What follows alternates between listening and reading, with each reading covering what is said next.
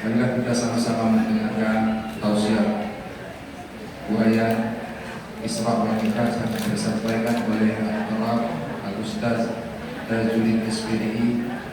Waktu dan tempat dipersilakan.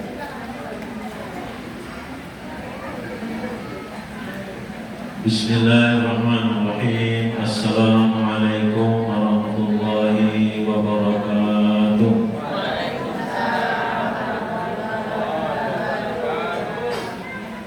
Alhamdulillah allazi awdaha lin-nasi subulal hidayah wa an'amahum khairan ni'mah wa subhanahu anzala al-Qur'ana bil kalimatil hasanah yatafakkaru al-insanu bi qira'ati ayatihi al-'azimah. Asyhadu an la ilaha illallah wahdahu la syarika lah wa asyhadu anna Muhammadan abduhu wa rasuluh. Allahumma salli wa sallim wa barik ala sayyidina wa maulana Muhammad wa ala alihi wa azwajihi wa awladihi wa zurriyyatihi wa sahabatihi ajma'in. Qala Allah ta'ala fil Qur'anil Karim, a'udzu billahi minasy syaithanir rajim. Bismillahirrahmanirrahim. Subhanalladzi asra bi 'abdihi lailan minal masjidil haram ila masjidil aqsa alladzi barakna hawlahu linuriyahu min ayatina innahu huwas samiul basir. Saya izin Bapak Ibu, saya duduk supaya nyaman, tenang. Alhamdulillah, puji puja syukur marilah kita panjatkan kepada Allah Subhanahu wa taala atas limpahan rahmat, nikmat hidayah, inayah, nikmat iman, nikmat kesehatan, nikmat umur. Mudah-mudahan kita semua yang hadir ini juga untuk keluarga kita dicurahkan oleh Allah Subhanahu wa taala rahmatnya, keberkahannya, nikmatnya, diberikan kesehatan untuk kita semua. Mudah-mudahan bulan depan insyaallah memasuki bulan Ramadan kita disampaikan oleh Allah umur bisa memasuki bulan Ramadan. Amin ya Allah. Salawat dan salam tanpa pula marilah kita aturkan agar senantiasa tercurahkan kepada junjungan kita baginda Rasulullah sallallahu alaihi wasallam yang telah menuntun kita kepada jalan yang diridhai oleh Allah Subhanahu wa taala. Dan kami hormati Ketua Surau Nurul Islam Saudara Gusti Surya Surau Nahdlatul Syekh. Yang saya hormati Ketua Majelis Selawat Surau Nahdlatul Syekh Bapak Murjani SPD. Yang saya hormati Ketua Majelis Selawat Al-Muhsinin Bapak Iswandi. Kemudian yang saya hormati Pak Muda Mahmuda Bapak Jailani. Beliau ini anak dari yang kita senantiasa fatihahkan, yaitu Ustaz Haji Ali Arif. Ini beliau anaknya, dia tak kenal lah. Kenal semua Bapak Ibu? Kenal tak dengan Pak Jai ini? Kalau ada yang nak carikan jodoh boleh carikan.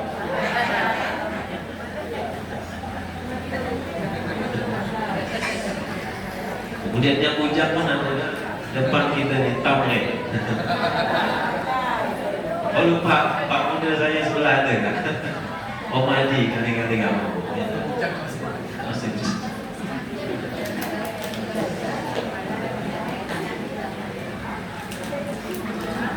Alhamdulillah malam ini kita sudah memasuki tanggal 5 Sya'ban, ya, 5 Sya'ban. Doa yang sering kita panjatkan ketika memasuki bulan Rajab.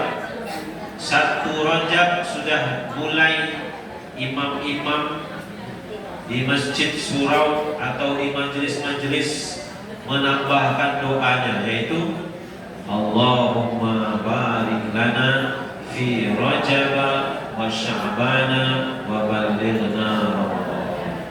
Ya Allah, berkahilah kami di bulan Rajab dan bulan Ramadan, bulan Sya'ban, dan sampaikanlah kami bisa memasuki bulan Ramadan. Sudah 1 bulan lewat, Rajab sudah habis, kemudian sekarang masuk bulan Sya'ban. Itu artinya sudah 1/3 doa yang kita panjatkan dikabulkan oleh Allah. Nah sekarang masuk 1/3 yang kedua bulan Sya'ban. Kata Nabi, suatu ketika sahabat bertanya, ya Rasulullah, aku tidak pernah melihat engkau lebih banyak berpuasa kecuali di bulan Sya'ban. Jadi Nabi itu di antara 11 bulan selain bulan Ramadan, di bulan Sya'ban ini yang Nabi lebih banyak berpuasa. Lalu dijawab oleh Rasulullah, kata Nabi, aku bulan Sya'ban itu adalah bulan yang dilupakan oleh banyak orang. Dia diapit antara bulan Rajab dan bulan Ramadan. Padahal bulan Sya'ban itu adalah di mana amal ibadah kita diangkat kepada Allah Subhanahu wa Ta'ala. Aku tidak mau ketika amal ibadahku diangkat kepada Allah Subhanahu wa Ta'ala kecuali aku dalam keadaan berpuasa. Orang yang berpuasa itu maka akan termotivasi untuk melakukan kebaikan-kebaikan lainnya, ibadah-ibadah lainnya jadi lebih rajin.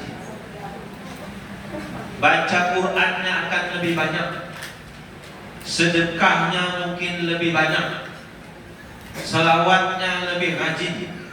Kalau sering-sering salawat 40, maka kalau puasa dia sempatkan baca salawat lain. Dan ibadah-ibadah lainnya, solat-solat sunatnya yang mungkin jarang-jarang solat doa, karena dia puasa dia solat doa. Bahkan malam hari yang jarang-jarang dia solat tahajud bangun tengah malam, sangat berpuasa dia berusaha untuk solat malam. Jadi orang yang berpuasa itu akan termotivasi untuk melakukan ibadah-ibadah lain. Nah kata Nabi, aku mau ketika amal ibadahku diangkat kepada Allah, aku dalam keadaan berpuasa. Jadi Bapak Ibu, menurut ulama, bulan Sya'ban ini adalah bulan di mana ditutup buku catatan tahunan kita. Jadi umat manusia ini punya buku catatan tahunan. Catatan tahunan itu ditutup bulan Sya'ban. Nabi menutup catatan tahunnya dengan dia lebih banyak berpuasa supaya termotivasi ngisi waktu-waktunya dengan ibadah-ibadah lain. Nanti dimulai lagi catatan buku yang baru, yaitu di bulan Ramadan. Nah, bulan Ramadan full 1 bulan puasa. Bulan Ramadan full orang lain memperbanyak baca Quran.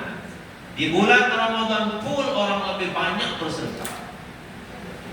Jadi keinginan Allah dan Rasulnya, catatan tahunan kita itu paling tidak menutupnya atau catatan akhir-akhirnya diisi dengan lembaran-lembaran yang bagus, dan nanti dimulai kembali dengan lembaran-lembaran yang bagus juga, dengan penuh ibadah-ibadah.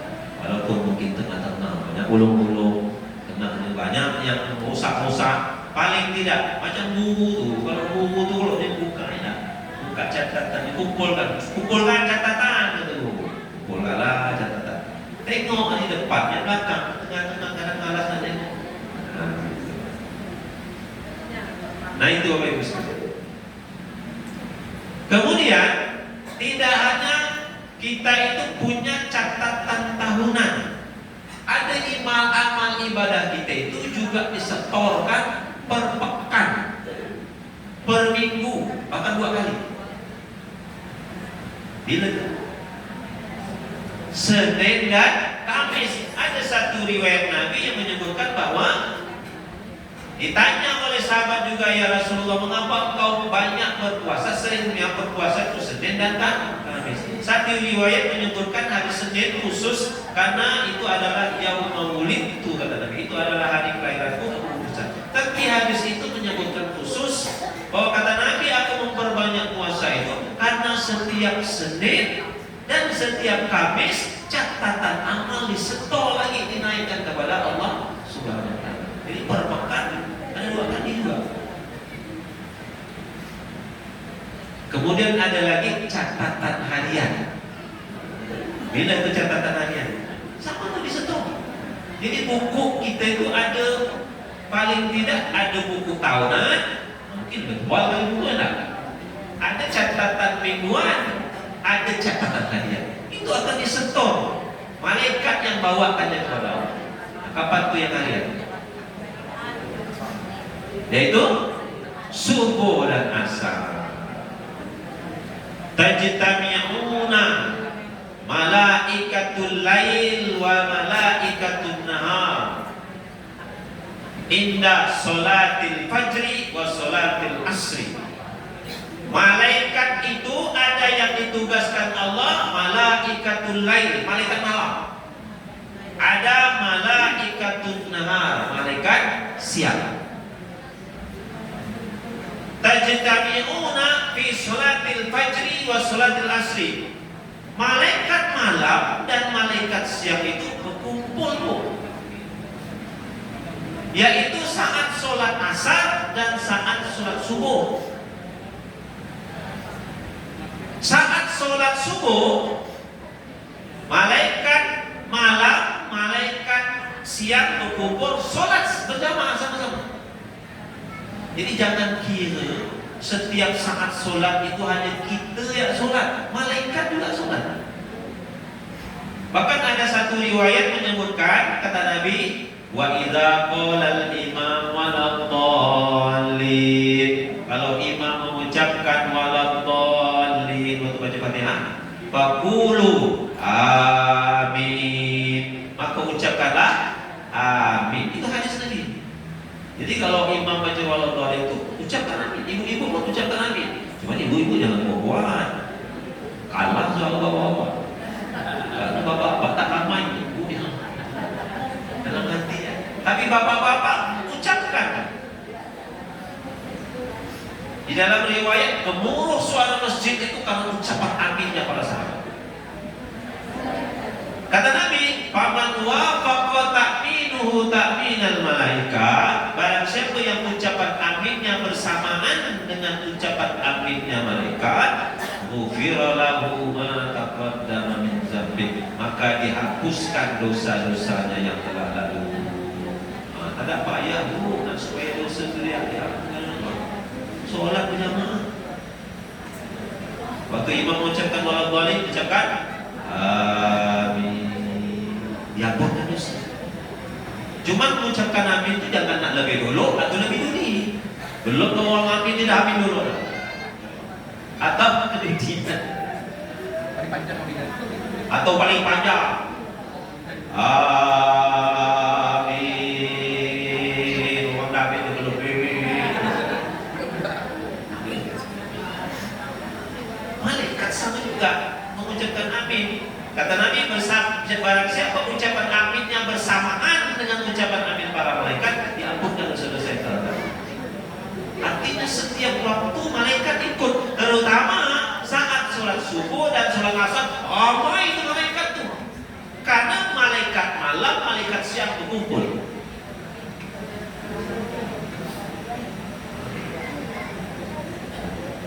Saat sholat subuh itu, ketika saat sholat subuh, malaikat malam, malaikat siang kumpul, kemudian malaikat malam naik ke atas menghadap Allah, malaikat siang menetap di bumi ini. Nanti saat sholat asar, malaikat malam menetap, malaikat siang pula naik kepada Allah. Saat mereka naik kepada Allah, fayas'aluhum rabbuhum, Tuhan mereka bertanya kepada mereka, kaifa taraktumuhum ibadi, wahai malaikat, kata Allah, bagaimana kalian tinggalkan hamba-hamba? Kata malaikat, yaquluna ataina wa hum yusallun wa taraknahum wa hum yusallun. Ya Allah, kami datang, mereka sedang sholat, kami balik, mereka juga sedang sholat. Jadi ibu-ibu, terutama saat sholat asar, bapak-bapak, sholat subuh itu jangan sampai tak hadir di surau masjid, karena disitulah catatan harian kita akan dilaporkan kepada Allah. Nah, ini catatannya bagus ke tidak, tergantung tuh. Salah satunya penting, waktu sholat tidak. Terutama sholat berjamaah, berusahalah keras saat sholat berjamaah, karena ada catatan khusus yang bagus yang akan disampaikan oleh malaikat malam dan malaikat siang itu kepada Allah Subhanahu wa Ta'ala. Bahkan ada satu riwayat lain menyebutkan, man shallal bardain, barang siapa yang sholat bardain. Apa itu sholat bardain? Bardain, bardun itu artinya dingin. Maksudnya adalah sholat yang saat waktunya dingin, subuh, ya tak? Yang satu lagi asar, saat matahari terik kemudian mulai nak dingin, yaitu saat sore, yaitu sholat subuh dan sholat asar. Kenapa saat sholat subuh dan sholat asar itu malaikat berkumpul, absen lah, absen. Malaikat malam, malaikat siang absen. Tukar aplusan. Jadi Bapak Ibu, mudah-mudahan inti dari peringatan Isra Mi'raj itu adalah bahwa Nabi menerima perintah sholat yang beda. Perintah sholat itu tidak hanya diterima sebagaimana perintah-perintah lainnya, turun wahyu diperintahkan Allah melaksanakan ini, melaksanakan itu, tetapi khusus sholat beda. Nabi langsung diundang oleh Allah Subhanahu wa Ta'ala. Lepas dari langit ketujuh di Sidratul Muntaha, Nabi menerima perintah sholat. Nah, ketika itulah waktu diperintahkan oleh Allah Subhanahu wa Ta'ala sholat melalui perjalanan yang panjang. Subhanallazi asra bi 'abdihi lailan. Ayat itu diawali dengan kalimat subhana. Subhana itu biasa diartikan dengan maha suci. Ulama membaginya antara lain maknanya, yaitu yang pertama, Allah itu maha suci, tidak berbanding, tidak ada yang sepadan dengannya. Kata subhana itu akar katanya dari sabah. Ada dalam bahasa Arab namanya sabih. Sabih itu artinya orang yang berenang, atlet renang, sabih. Sabahayas bahu itu artinya berenang. Artinya secara bahasa itu artinya juga menjauh. Orang yang berenang itu dia dari tangga sini, tangga surau ini, menuju tangga sebelah sana, dia menjauh dari posisi semula, pergi ke tempat lain, menjauh dari posisi semula. Apa pula hubungannya berenang dengan kata maha suci? Ketika seseorang mengucapkan kalimat tasbih subhana, maka dilintaskan dalam hati menjauhkan Allah dari sifat-sifat kekurangannya. Maka ketika kita mengucapkan kalimat subhanallah, subhanallah, subhanallah, harus yakin Allah itu maha sempurna, Allah itu maha kuasa, Allah itu maha melihat, Allah itu maha mendengar, Allah itu maha mengetahui. Pengetahuannya tak terbatas. Allah maha mengetahui yang sekecil-kecilnya. Jangankan yang tampak, yang kita lakukan, yang kita ucapkan, yang ada dalam hati pun, bahkan yang kita sembunyikan dalam hati, Allah tahu. Jangankan yang masih ada terlintas dalam hati, yang kita sembunyikan dalam hati, itu Allah tahu. Allah itu sempurna.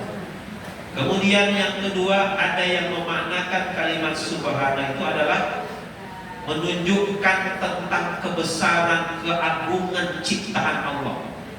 Sehingga biasa kalau kita ada dikirimi oleh kawan-kawan di WA itu sesuatu yang luar biasa, kemudian kita ucapkan subhanallah. Subhanallah itu atau subhana itu adalah ungkapan ketika kita melihat sesuatu yang di luar nalar, di luar akal, sesuatu yang tak mungkin terjadi. Ketika Nabi diperjalankan oleh Allah, nah di sini Nabi itu diperjalankan oleh Allah, bukan jalan soal. Kalimat itu menggunakan kata asra, subhanallazi asra.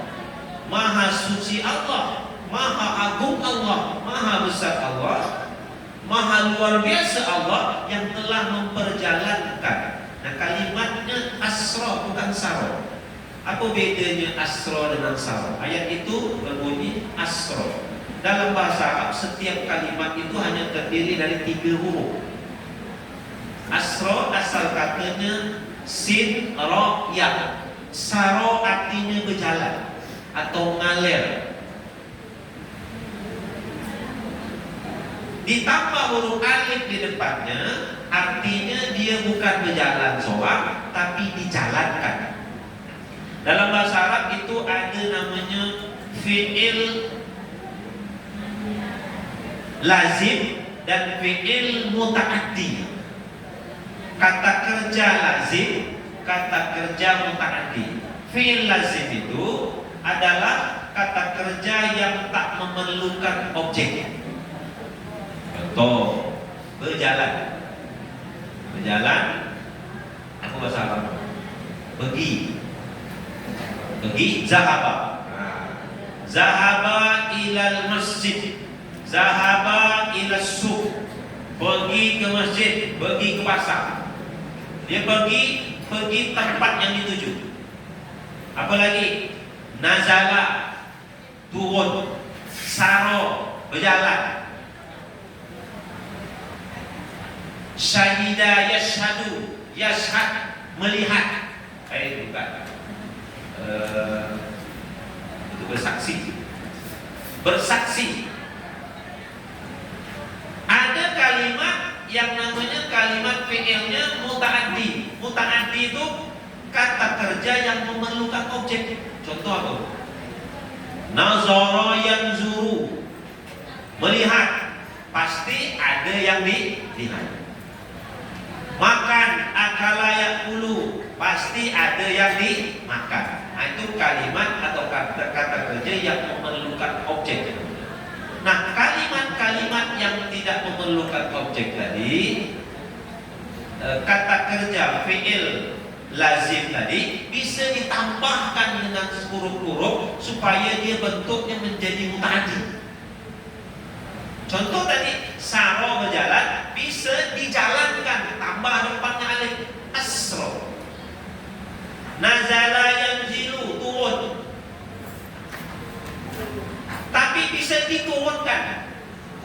Seperti ayat Al-Quran, wa anzala minas sama'i ma'an. Allah menurunkan hujan dari. Nah, jadi Nabi itu bukan berjalan seorang, tapi dijalankan oleh Allah Subhanahu wa Ta'ala. Sehingga kalau orang menyatakan tak mungkin terjadi itu, perjalanan dari kota Mekah ke Palestina itu, dari Masjidil Haram ke Masjidil Aqsa itu, ibu-ibu paling cepat 2 bulan. Karena biasanya orang yang berdagang di sana, orang-orang Arab, orang Mekah itu kan memang pedagang. Turun dia dari rumah ini, nanti pergi ke Palestina sana atau ke Syam sana, nanti balik setelah 2 bulan mau sampai. Artinya pergi sebulan, balik sebulan. Paling cepat. Ada yang mungkin lebih lama dari itu. Nabi menyebutkan asra bi amrihi lailan, kemudian diperjalankannya lailan. Kalau makna lailan seperti itu, ada bentuk nakirah yang dikasih tanwin fathatain, itu menunjukkan bagian kecil dari waktu itu. Jadi bukan semalaman, tetapi hanya setengah malam, atau bahkan hanya sepertiga malam, atau mungkin hanya seperempat malam, atau seperlima malam. Tidak semalaman. Perjalanan dilakukan oleh Nabi hanya dalam waktu sebagian malam, sedangkan orang melakukannya perlu waktu 2 bulan. Pagi-pagi Nabi ketika itu mau bercerita kepada umat itu bingung lagi.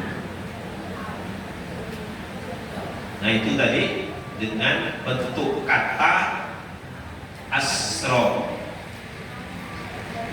Maka biasanya kalau orang meninggal atau habis sholat mayat, biasanya imam mengucapkan apa? Isyhadu atau asyidu. Yang dimaksudkan di situ apa? Apakah kita menjadi saksi? Itu kan? Kita bersaksi bahwa mayat ini adalah orang baik. Kalau bersaksi, bentuk fiilnya itu bentuk lazim. Bentuk lazim dari kata syahadah adalah syahida yashhadu. Bentuk amarnya, fiil perintahnya ishhad. Bisa dimutaaddikan, bisa ashhada yushhidu, ashhid. Bentuk jamaknya ashhidu, bukan ushhidu. Kalau ushhidu, aku menyaksikan. Menyaksikan tuh nontonnya, nonton. Tapi yang dimaksudkan di sini kita bersaksi, maka tepatnya bukan ashhidu, tapi ishhad, ishhadu. Ayo bersaksi bahwa mayat ini, jenazah ini adalah orang yang baik. Bapak-bapak, ibu-ibu, hadirin hadirat yang dimuliakan oleh Allah Subhanahu wa taala. Udah banyak cerita. Nah, salah ada di YouTube tuh ya. Dia di Miftahul Rahman TV kalau buka tadi malam juga cerita di Masjid Gabuniti Palestina. Ibu-ibu buka. Lepas saja itu. Bahwa kejadian Isra Mi'raj itu adalah mukjizat. Bukan kejadian biasa, maka menggunakan kata subhana. Kalau dia mukjizat, memang sesuatu itu luar biasa, bukan biasa-biasa. Mukjizat itu diberikan atas karunia Allah. Memang sengaja diberikan Allah sebagai bukti kebenaran. Nabi atau Rasul yang diutus, mukjizat itu bukan kekuatan nabinya, kelebihan nabinya, tapi pemberian karunia Allah untuk nabi itu, untuk membuktikan kebenaran. Dan mukjizat memang harus diperlihatkan. Lain karomah. Kalau karomah biasa orang tidak mau memperlihatkan. Tapi kalau mukjizat memang harus diperlihatkan. Yang namanya mukjizat memang tak masuk akal. Kalau diperdebatkan ini kejadian tak masuk akal, memang tak masuk akal. Karena itu atas kekuasaan Allah. Kita lihat mukjizat-mukjizat lain. Nabi Ibrahim tak mempan dibakar api. Murkanya Raja Namrud, kemudian Nabi Ibrahim dihukum oleh Raja Namrud. Dibuatlah api yang besar, kemudian Ibrahim dicampakkan di kobaran api itu. Ternyata Nabi Ibrahim tak terbakar. Di dalam Al-Quran diabadikan oleh Allah, ya nar kuni bardan wa salaman ala Ibrahim. Wahai api, kata Allah, merintahkan api, jangan engkau bakar tuh Ibrahim, jadilah dingin. Jadi bagi Nabi Ibrahim diberi mukjizat oleh Allah, api itu dingin. Ayat Al-Quran itulah apa tuh? Ya nar kuni bardan wa salaman ala Ibrahim. Tapi jangan pula ibu-ibu supaya tahan api. Lalu ibu-ibu baca ya nar kuni bardan wa salaman ala ya. Ibu masuk dalam api, duduk di tubuh api, selaka. Goreng ikan di tangannya. Jangan coba-coba. Siapa ngajar dan duit ngajar? Itu mukjizat. Tak semua orang yang bisa, tapi itu pemberian karunia Allah. Apalagi contoh lain, tongkat Nabi Musa. Ketika dikejar oleh Firaun dan tentara-tentaranya, mentok dah sampai di pinggir laut.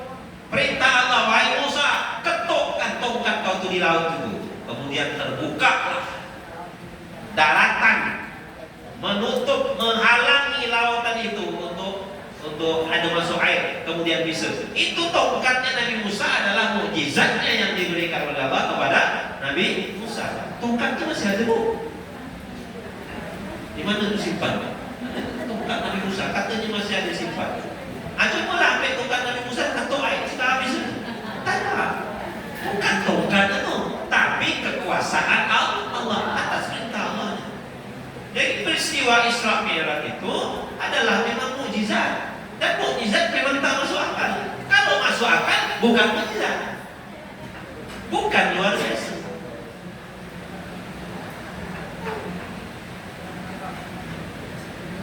Ketika Nabi dikepung oleh orang-orang Quraisy, kafir Quraisy. Jangankan kepala keluar, jari keluar putus. Udah dikeliling pagar betis, rapat dikeliling rumah Nabi itu. Pokoknya keluar jadi dan putus. Pemuka-pemuka Quraisy itu mengumumkan, barang siapa yang dapat menebas bawah kepala Muhammad, hadiahnya 100 ekor unta. Siapa yang tak mau? 1 ekor unta itu sama dengan harga mobil. Berarti 100 mobil. Siapa dapat bawa kepala Muhammad, hadiah 100 mobil. Siapa yang tak mau 1 mobil? Ramai-ramai mereka mengepung, mencari. Nabi jadi buronan. Saat itu diperintahkan oleh Muhammad, kata Nabi, turun ayat, keluar Muhammad, jangan takut, aku lindungi engkau. Diabadikan dalam surah Yasin. Waja'alna min baini aydihim saddan wa min khalfihim saddan fa amshaynahum wa hum la yubsirun. Takut tak Nabi itu keluar walaupun ada jaminan dari Allah, tapi keluar atas perintah Allah. Tak lihat, orang memang tak lihat. Orang-orang munafik Quraisy itu padahal rapat itu ngepung rumah Nabi. Nabi keluar tidak melihat. Waja'alna min baini aydihim saddan, kami jadikan sekeliling mereka itu saddan, dinding. Fa abshaynahum wa hum la yubsirun, kami tutup mata mereka, mereka tak tahu.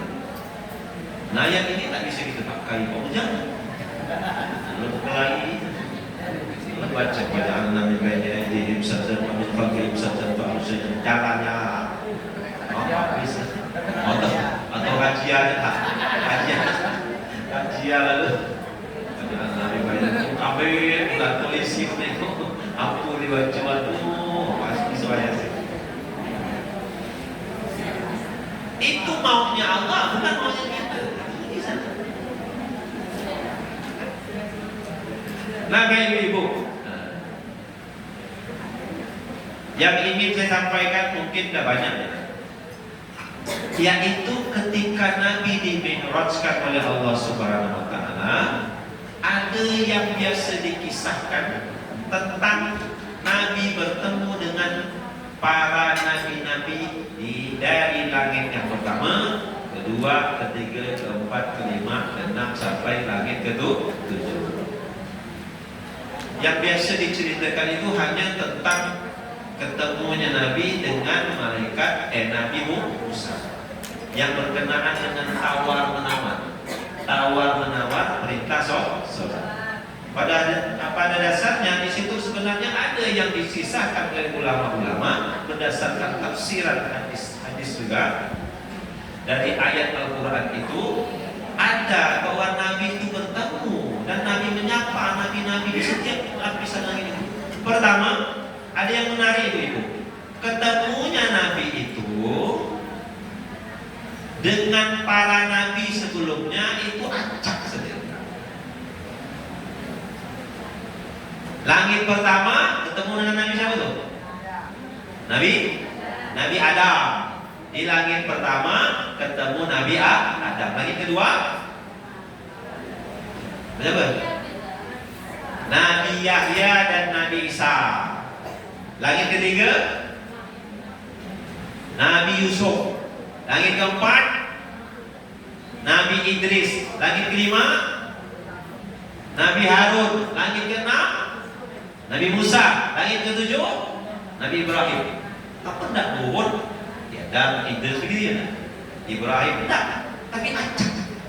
Nah, ada ulama yang menafsirkan kehendak Allah itu, sehingga mereka menafsirkan, membuat suatu perumpamaan tentang hikmah dipertemukannya Nabi dengan nabi-nabi yang secara acak. Yang pertama, di langit pertama Nabi Muhammad SAW bertemu dengan Nabi Adam. Sosok Nabi Adam itu gimana? Nabi Adam itu gitu. Nabi Adam ini yang kita tahu apa Nabi Adam? Sok tinggi, umur 900 lebih, 930, 950, apa gitu? Nabi Adam itu yang pasti dalam Al-Quran disebutkan, aku akan menjadikan khalifah di muka bumi. Nabi Adam adalah khalifah di muka bumi. Begitu juga Nabi dalam mengemban risalah Allah Subhanahu wa Ta'ala ini. Jadi bukan cerita tentang sholat saja, tetapi ceritanya juga tentang kehidupan, bagaimana Nabi mengemban dakwah risalah Allah ini. Pertama adalah Nabi sebagai khalifah, dan itu juga untuk kita. Khalifah itu tugasnya bagaimana memakmurkan bumi ini, menjaga bumi ini, melestarikan bumi ini, bukan merusak bumi ini. Jadi Nabi mengajak kita semua umat ini untuk memelihara bumi ini, jangan rusak bumi ini. Jadi bukan cerita sholat saja. Nah itu. Jadi sosok Nabi Muhammad juga digambarkan oleh Allah Subhanahu wa Ta'ala, disampaikan oleh Allah Subhanahu wa Ta'ala dan Jibril dalam perjalanan itu. Tugasnya adalah menjadi seorang khalifah di muka bumi. Kemudian ketemu dengan di langit kedua, ketemu dengan malaikat siapa tadi itu? Nabi Yahya dan Nabi Isa. Nah, ini dua kali. Kalau tadi kan satu-satu tuh ketemunya. Nah, ini di langit kedua ketemu dua nabi, yaitu Nabi Yahya dan Nabi Isa. Ini apa yang kita ketahui tentang Nabi Yahya dan Isa? Bu, apa bu yang ibu tahu tentang Nabi Yahya dan Isa?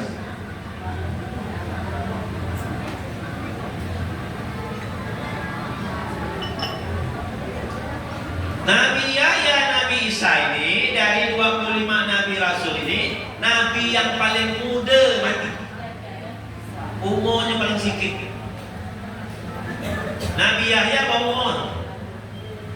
Cuma 32 tahun. 32 tahun. Nabi Isa 33. Ini dalam kisah Sul-Anbiya itu. Nabi Yahya 32 tahun, Nabi Isa 33 tahun. Beda setahun. Sosok Nabi Yahya dan Nabi Isa ini adalah seorang pemuda yang dia mengorbankan masa mudanya untuk dakwah, mengorbankan dirinya untuk risalah Allah. Masa mudanya dia berjihad, masa muda dia menegakkan kebenaran walaupun risikonya mati muda, dibunuh. dibunuh. Nabi Yahya itu mati dibunuh. Nabi Isa juga mati dibunuh. Mengemban risalah ini. Jadi gambarannya adalah kepada Muhammad dan umatnya ini, manfaatkan masa muda itu jangan hanya untuk main-main, habis-habis senang-senang saja. Tapi sosok Muhammad dari muda diharapkan juga sosok yang punya nilai pengorbanan tinggi. Jadi bukan hanya soal sholat, tapi bagaimana sikap seorang nabi dan rasul penutup itu merangkum sikap-sikap para nabi. Jiwa pengorbanan masa muda. Nah, ini harus dipunyai oleh pemuda zaman sekarang. Indonesia ini merdeka, siapa yang menggerakkan? Pemuda. Nepal kemarin, Nepal ya, revolusi dia. Siapa yang menggerakkan? Anak remaja. Zaman Nabi 15 tahun, para sahabat sudah menjadi panglima perang. Pemuda. Itulah yang diemban oleh Rasulullah, membuat generasinya, kaderisasinya. Jadi bukan hanya tentang sholat. Kemudian di langit yang ketiga siapa? Ketemu Nabi Yusuf. Hanya Nabi Yusuf ini kita tahu apa? Lawa ya kita tahu ya. Lawa ya kita tahu cuma itu. Padahal apa yang sosok Nabi Yusuf tuh? Dari kecil usia remaja kena uang Nabi Yusuf tuh. Dimasukkan dalam sumur. Berapa hari dalam sumur tuh? 3 hari, bukan sehari, bukan sejam 2 jam, 3 hari. Dicampakkan oleh saudaranya sendiri, tak bisa keluar. Kemudian didapati oleh pedagang dikeluarkan, jadi budak. Jadi apa saya jadi budak? Bekerja keras tuh dari Yusuf tuh. Ada modal awal. Ada modal awal. Dan dia bekerja keras. Jadi Nabi Yusuf itu bukan hanya Nabi yang sosok tampaknya, tapi dia bekerja keras. Sehingga dengan bekerja keras itu sampai pendidikan yang dia sebelum jadi raja itu adalah jadi menteri besar di kerajaan itu. Jadi menteri dia. Nabi Yusuf ini sosoknya bekerja keras, pantang menyerah.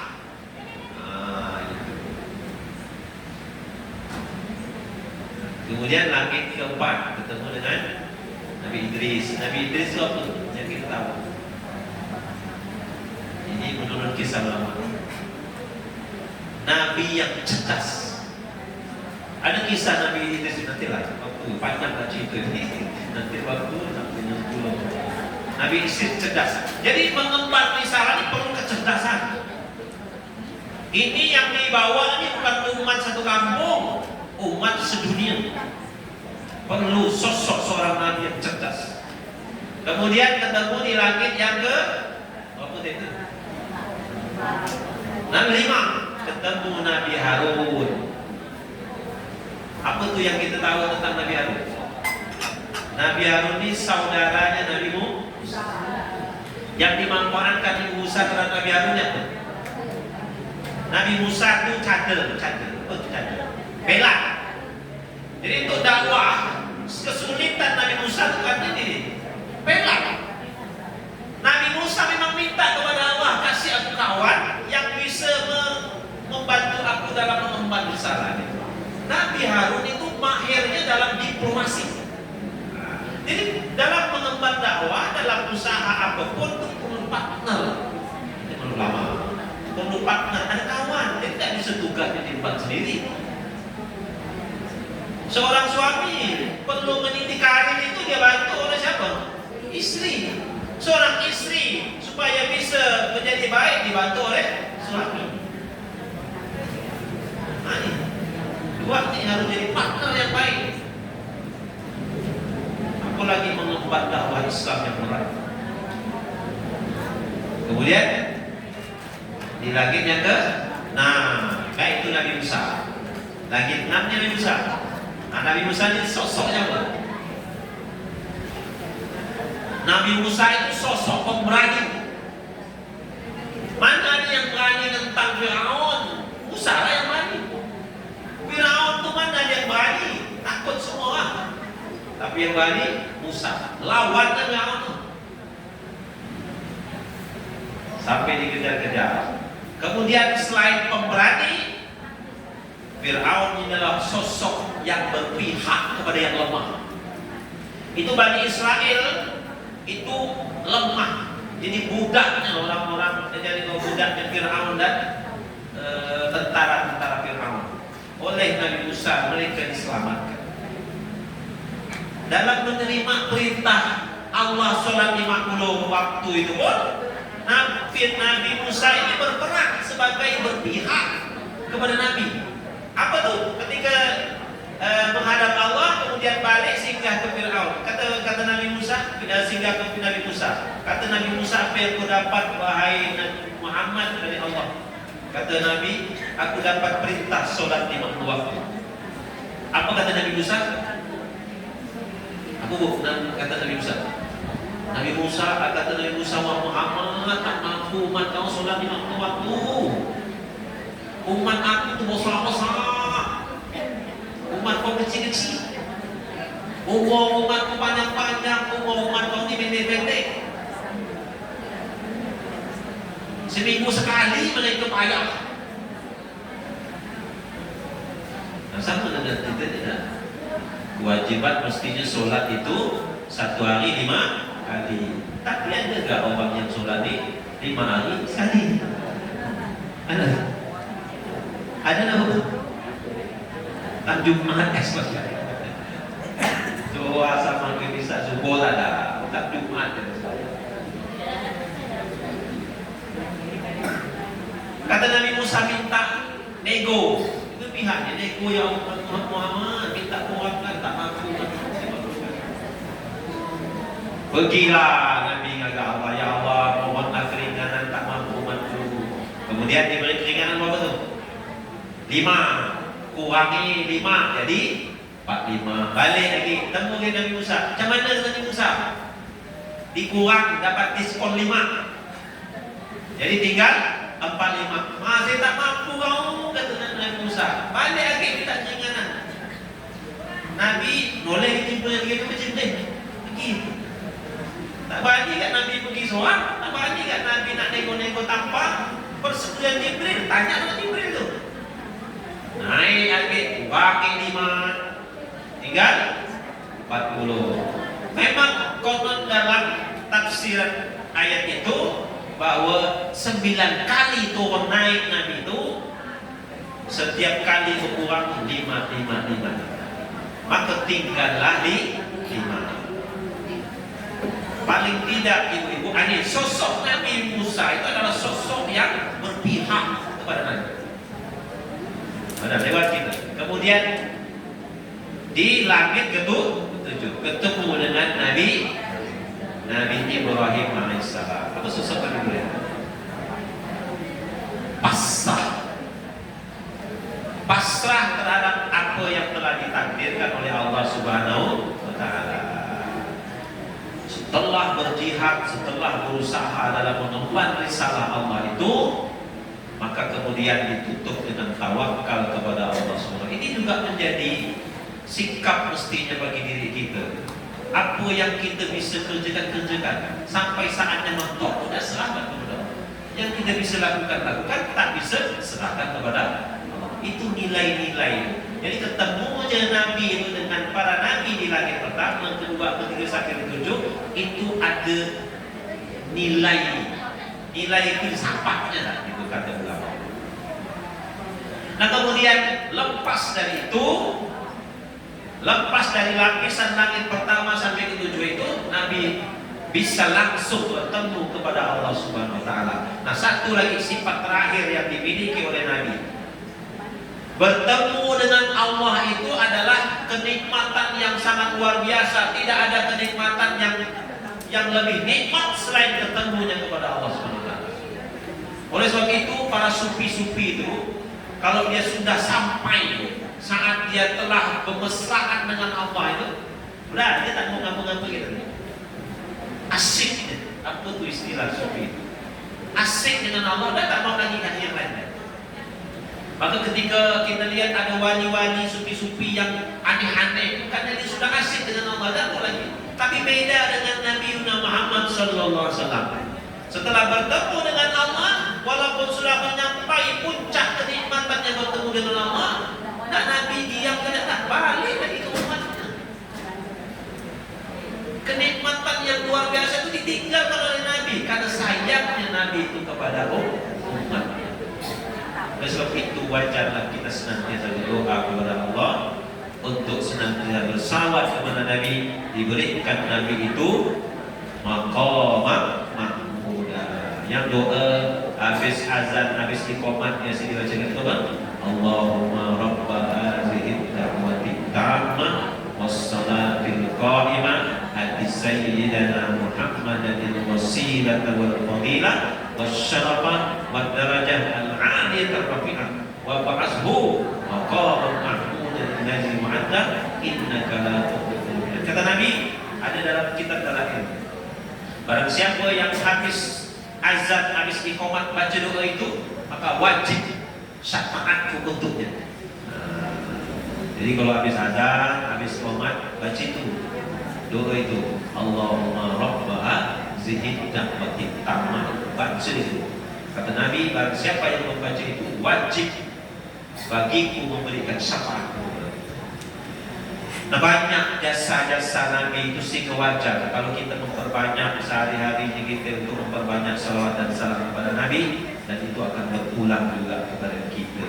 Baiklah Ibu Bapak sekalian, jika ada cukupkan dan lebih setengah jam, mudah-mudahan sedikit ini bermanfaat untuk kita semua. Itu adalah bagian dari uraian hikmah antara lain tentang peringatan Isra dan Mi'rajnya Nabi Muhammad sallallahu alaihi wasallam. Mudah-mudahan sedikit bermanfaat. Billahi hidayah taufik. Wassalamualaikum warahmatullahi wabarakatuh.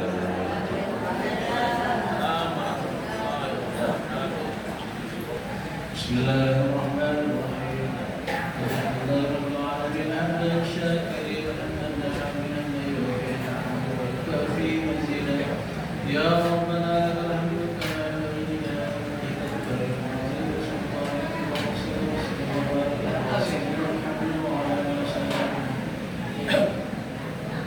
Alhamdulillah wa tamma ala kulli halin alhamdulillah ya Rabbana sallallahu alaihi wa sallam